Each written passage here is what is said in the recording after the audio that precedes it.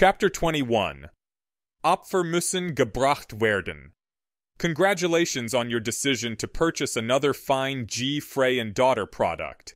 The exquisitely endless coin purse is designed to be both practical and stylish, hand-stitched from the finest British bicorn leather and enchanted according to exacting standards. There's no longer any need to worry about finding space for coins, candies, or all of life's knickknacks.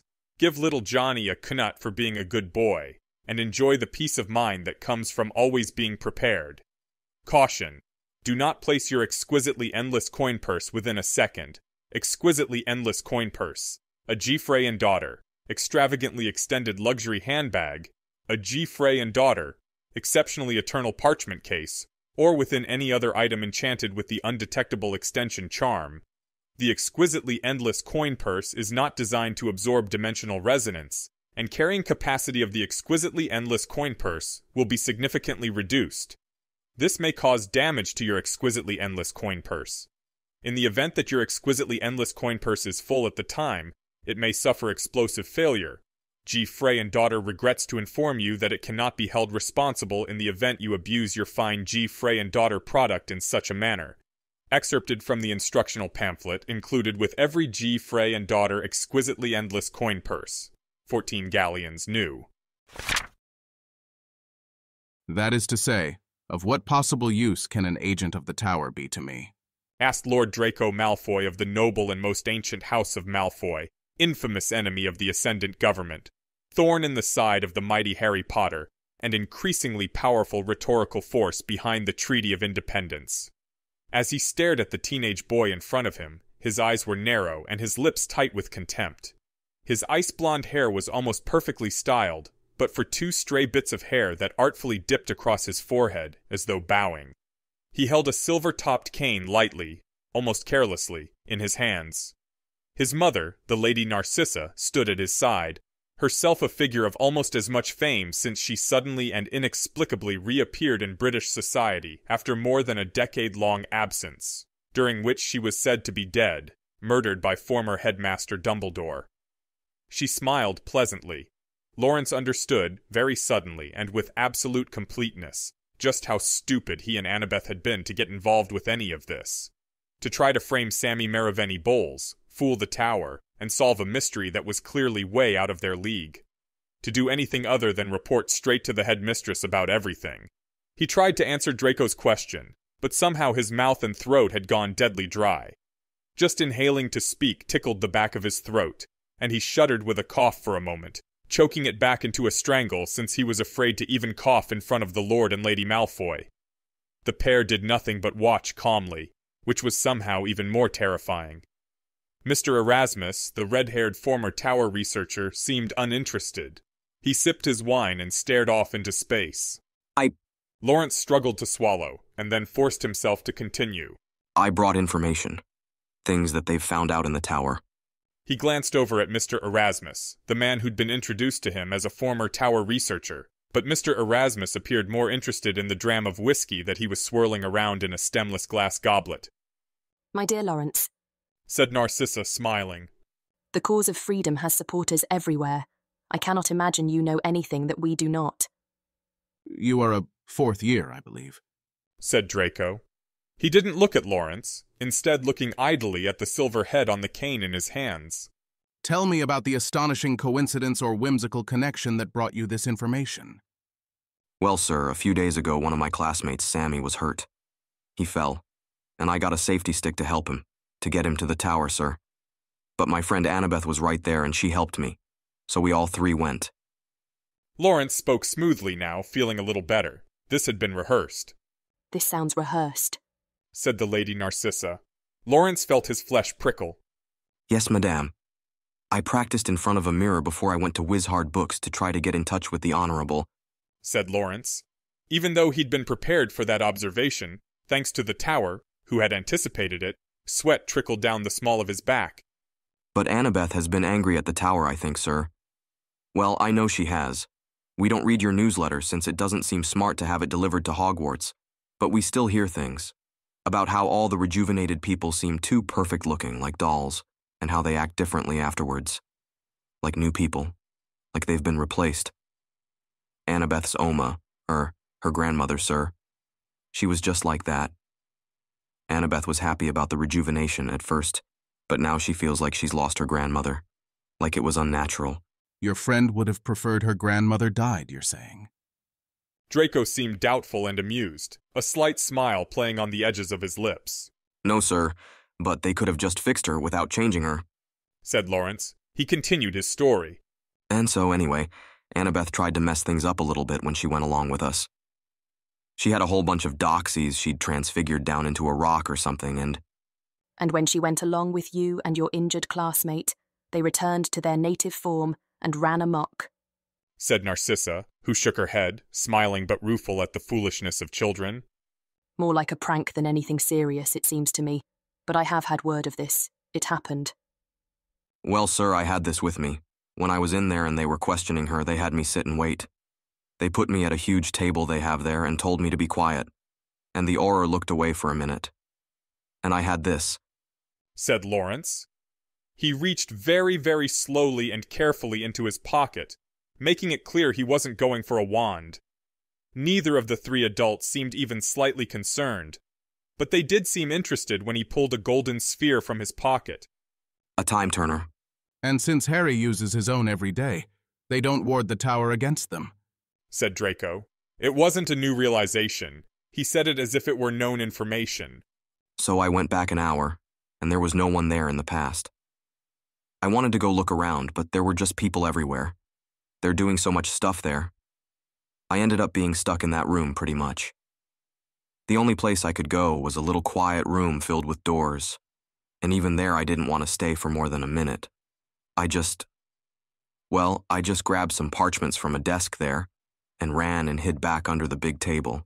And you waited for the aura to bring your past self into the room, and then when your past self vanished, said Narcissa, nodding.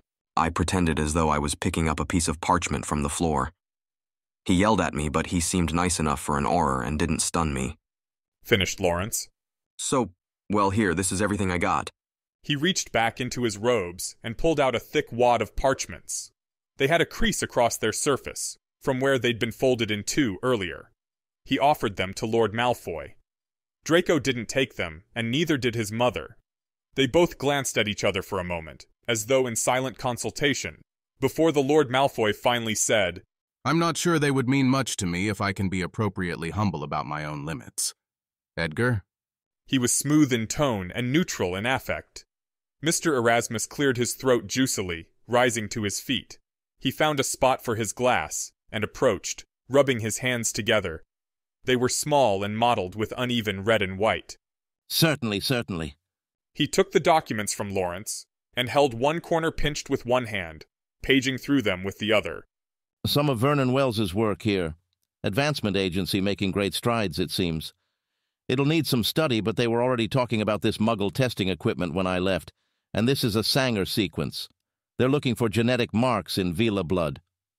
He paused, then puffed. Hurtability, that was it. Looking for hurtability, very technical, and we knew they were on this really, not interesting. Oh, it's all just slips of paper when you get down to it, said Draco dryly. Anything else that might prove more helpful? This says that Richard Keflo Phillips, squinty fellow like everything's blurry all the time, a mouse of a man, has worked out how to conjure food. Straight violation of GAMP, though, must be nonsense, mused Mr. Erasmus. All right, well, look through it thoroughly, if you wouldn't mind, and let me know, said Draco. Thank you. Mr. Erasmus returned to his chair, taking the parchments with him. He muttered quietly, Marvelous it in such a short time, my. Draco dear, the boy might be telling the truth, said Narcissa Malfoy, folding her hands in front of herself demurely. But it seems more likely that the tower sacrificed this information about their research, if any of it is true or useful, willingly. A price of passage. Is that so, young man? Lawrence didn't trust himself to speak, and only shook his head in the negative. She turned away from her son to look at him carefully, still smiling, and he felt like he had to pee or throw up, or both. She could kill him. He knew it. She knew that he knew it. In fact, she knew it so well she didn't even bother to appear threatening. The saving grace was that, even if he hadn't been trying to deceive them, he would still be this scared. so he didn't have to try to hide it. In the stories about boy heroes like Harry Potter and Renard Goupil, children could run amok and defeat evil and charge into danger. There were always people waiting to save them if things really went wrong. A kindly civilized centaur, or a nurturing headmaster, or someone else. But children, they weren't ready for this. He was in over his head. That's true, Mother, said Draco. He lowered one end of the cane in his hands, so that he held it only by the silver snake head. He toyed with it, rolling the handle between his palms slowly. For you see, Mr. Bradwian, we know quite well that the tower recruited you after your little time-turning adventure in the records room, if that indeed happened at all. He did, sir, said Lawrence, and his voice cracked on the second word. He didn't even feel embarrassed, only worried that it made him seem like he was lying as he pressed on. And I said yes. Narcissa laughed, and it sounded quite beautiful and light-hearted. It was out of place, like a melodious strain of music on the floor of a slaughterhouse. And you propose to bear back my chosen information, then, Lawrence? Is that what you're saying? Asked the Lord Malfoy. There was a knife in his words, hidden like a slip-tip behind the soft tone. Yes, sir, said Lawrence, who wished he had never started playing games. How interesting, said Draco, who relished them like the air. The 3 shining spheres, each made of polished silver and standing as tall as Harry, were sitting on simple frames of unvarnished wood. On each sphere, there were 2 large holes at opposite ends, with other apertures a handspan apart along different points. A single low depression, as though someone had pushed their fist gently against the cooling metal, was partway along one side, matched by a similar protrusion on the other. Harry touched the surface of one of the silver spheres, reverently. He was wearing his gloves, but they were fingerless. He let his fingers rest lightly on the metal, which was cool to the touch. After a time spent in contemplation, he dragged a rolling metal podium over. It bore a long, folded printout in dot matrix on continuous stationery. Ugly, but he hadn't been able to get the much newer and nicer inkjet printers to work correctly. Harry figured his time was too valuable. He was just going to put 5 engineers on retainer for the future. More delegation meant less fun, but he wouldn't miss some of the tasks. Trying to fix the tables on the EEG output had been a nightmare. After consulting the numbers and crudely drawn graphs on the paper, Harry lifted his wand and touched it to one of the openings on a sphere. He opened a pouch on his belt and pulled free the loose end of a thick cord of dense hemp rope, source material. Then he concentrated, using the skill that had become as natural as breath. Diamond, borosilicate glass, and a single layer of graphite in a honeycomb pattern began to sprout from the contact. They were crystals joined into a single unit, formed in contravention of all natural processes, nearly transparent and perfect. It would be an exceptionally good window, fitting deep into wells forged all along the rim of the sphere and anchored in place to an atom's exactness. He'd considered making the vessels entirely out of such materials, or even some of the theoretical materials that he and Hermione had made in their second year, while studying for their OWLs. But frankly, not even the best materials that science knew could match the mystic strength of goblin-forged silver. As best he could tell, it was indestructible by all mundane methods. There had been one prototype when making the combat gauntlets used by some of the returned.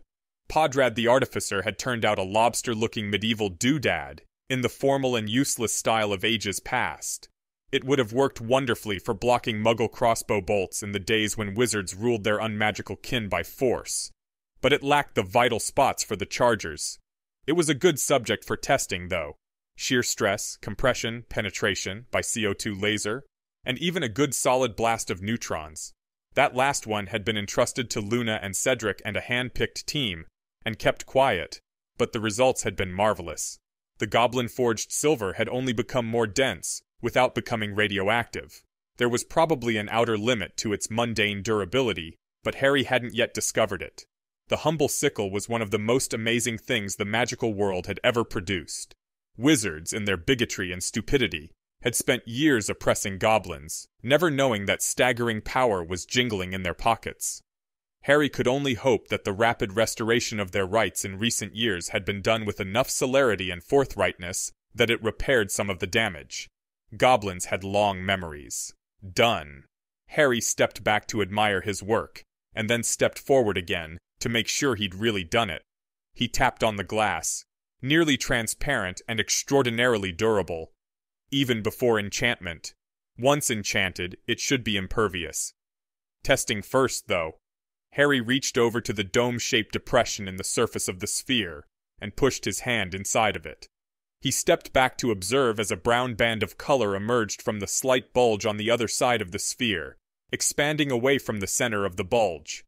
It widened as it went, and it left nothing in its wake. The sphere vanished as the band passed.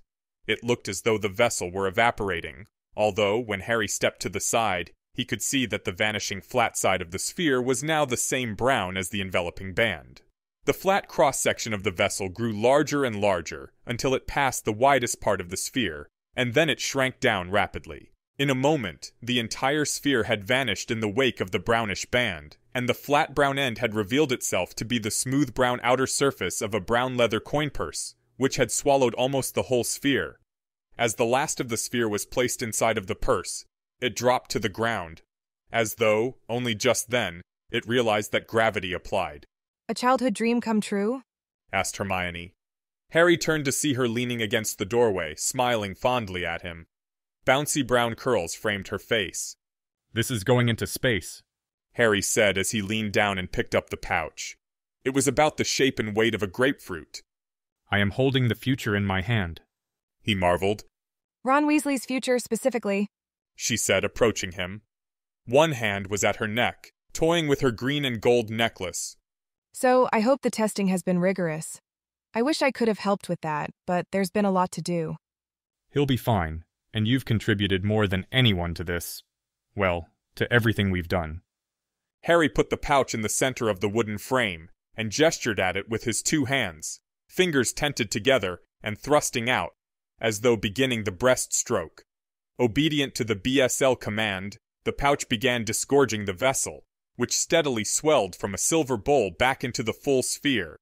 The brown lip of the pouch, stretching over the surface as the ship was called forth, looked like it was extruding the sphere, as if it were some otherworldly child's toy. Hermione pointed at the next sphere over. The bathysphere? Well, a bathyscaphe or a submersible. But yes, it'll get a cone-shaped front port. After testing, it will go to the ocean floor, and then, hopefully, right to the bottom of the Challenger Deep, the lowest point on the planet. No one's been down there since the Picards in the 60s, and we'll be able to explore far better and see more. We'll mount viewing mirrors and adjustable spheres with the perpetual light charm on them on the outside, so we'll be able to take full-color video and a bunch of other things. We'll even take samples to make port keys, and we'll leave a cabinet down there. And there's some things we need to find that were dropped there as well. Okay, but then what is this one, a second spaceship? Hermione pinged the surface of the third sphere with a fingernail. It had a single slight difference from the first two. There was an additional small recess above the space for the front window. Something like that? Harry said.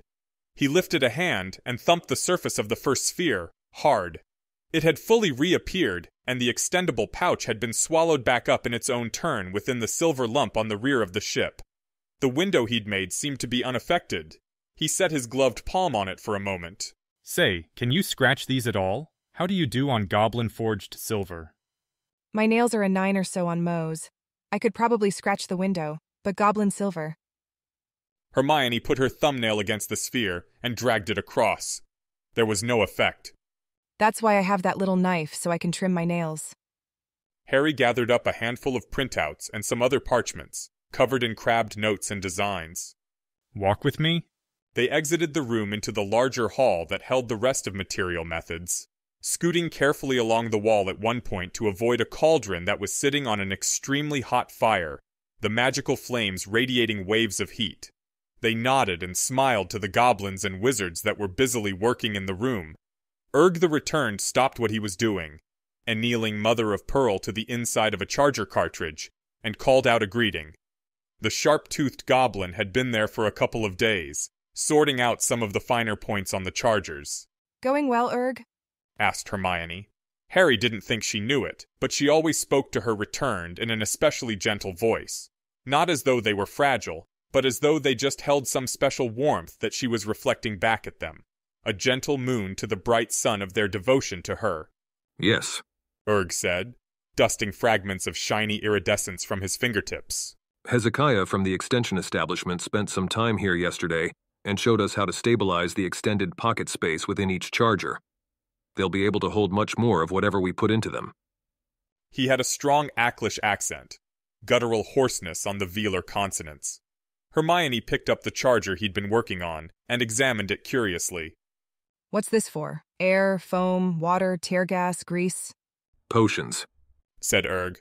Cure for common poisons, befuddlement draft, and any of the others that can be breathed in. Harry frowned, leaning over to examine Erg's workbench. It was at goblin height, so he had to lean quite a ways over. I thought they kept going inert inside the charger. When we did a prototype with the muffling draft, it just shot out like a jet and didn't function at all. The lining, said Hermione. the mother of pearl sustains the potion? And there's a nozzle for the front to mist it, said Erg. He went back to the workbench and held up a small nozzle. It looked like a copy in metal of a Muggle spray bottle nozzle. The only trick was keeping the undetectable extension charm stable, and I think we've solved that.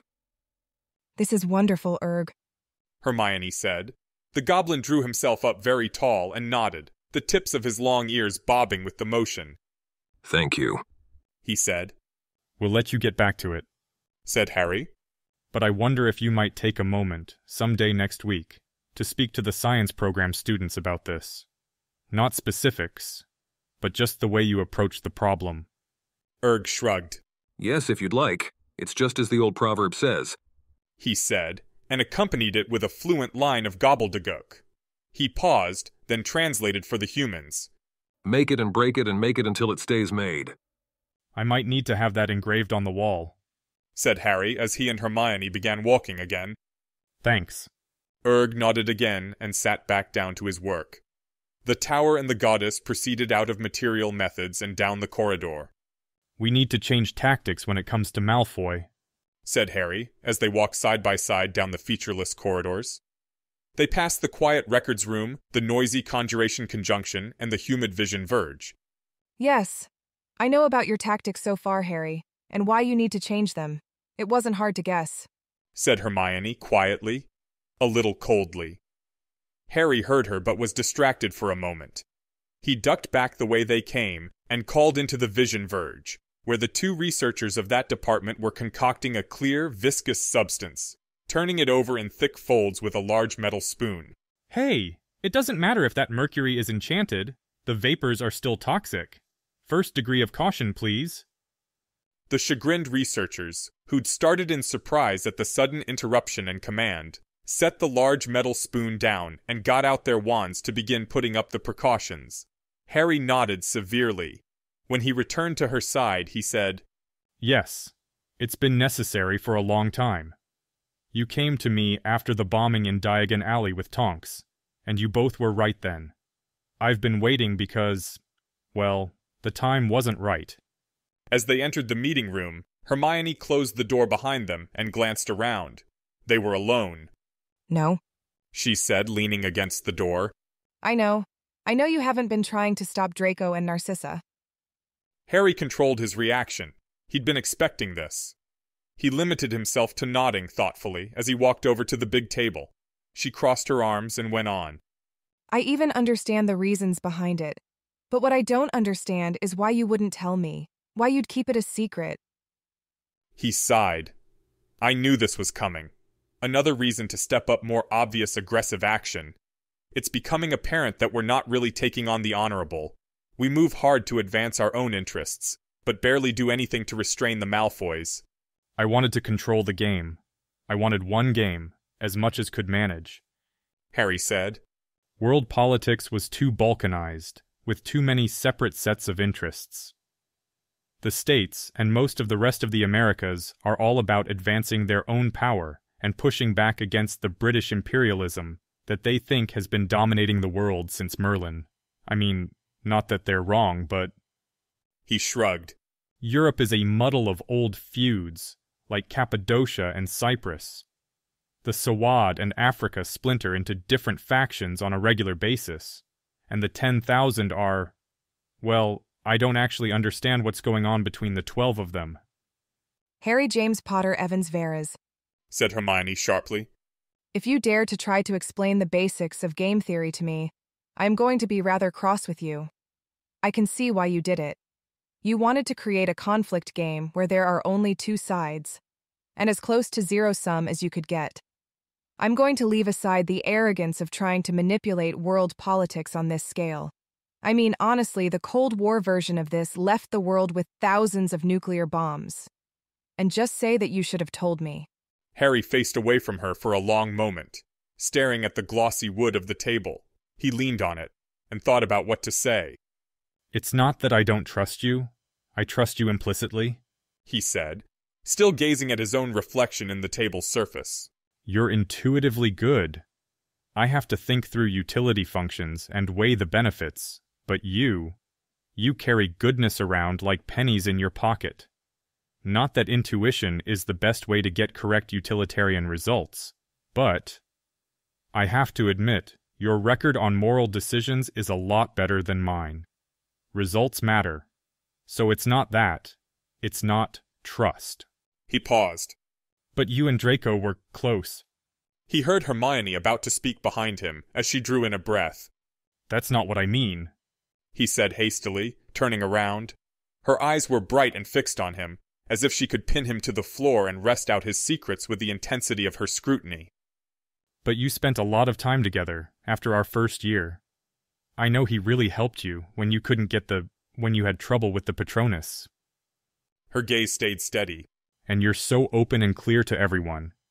It's why you've been so effective at convincing people to join the Treaty for Health and Life. But you're terrible at deception.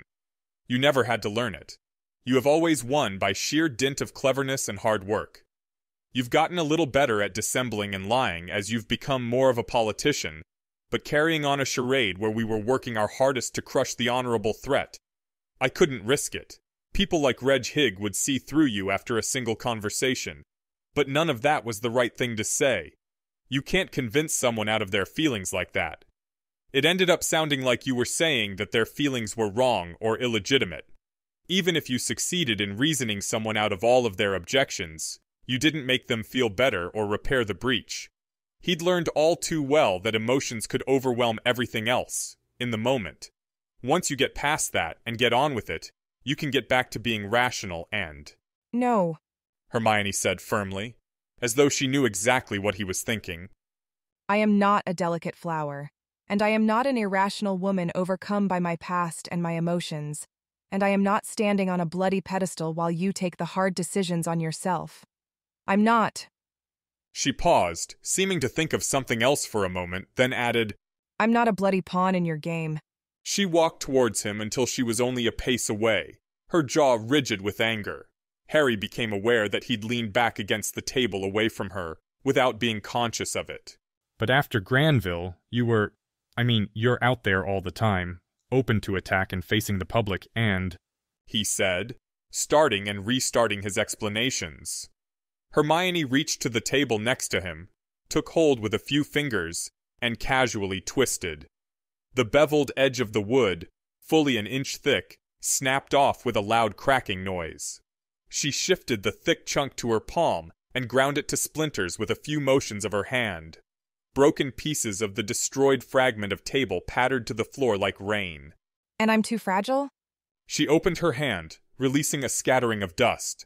Her voice was bitter, arch contempt underlying every syllable. You didn't tell me about your proposed plan because you didn't think I'd be able to handle it, because you thought I'd be in a conference in France or Germany or America, and someone would ask why we weren't cracking down on the honorable, and I'd muff it. Because you don't think of me as a full equal. I'm your equal only on very specific terms. Spellcraft and tactics and combat and ethics. But when it comes to the big decisions on strategy, you only trust your own judgment, even after everything. That's the only real reason for this. You're the Dumbledore, watching over me, and I'm the child. I'm sorry, He felt overwhelmed and wanted to protest. No, that's not true.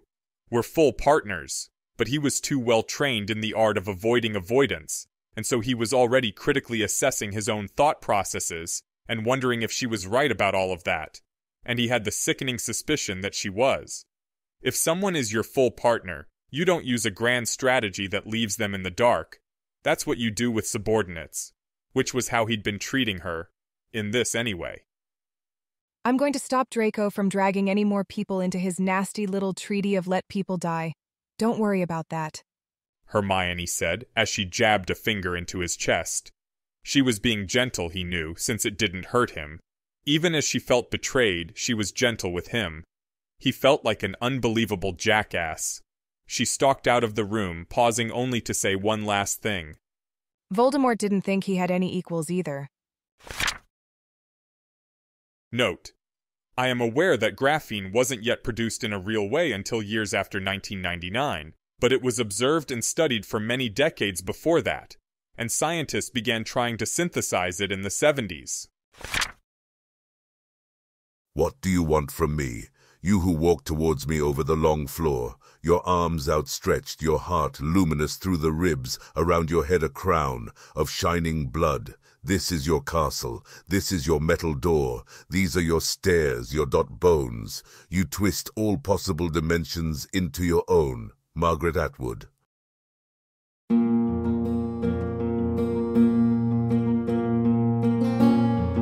This has been an AI reading of the Harry Potter and the Methods of Rationality fanfic, Significant Digits, written by Alexander Debus. You can find the original text at anarchiahyperbole.com. The voice for this project was provided by Aeneas Brodsky. You can hear his true-voiced audiobooks at hpmorpodcast.com. If you enjoyed this podcast and wish to help support the creation of others like it, you can visit patreon.com/AskWhoCastsAI or subscribe to this Substack. Thanks for listening.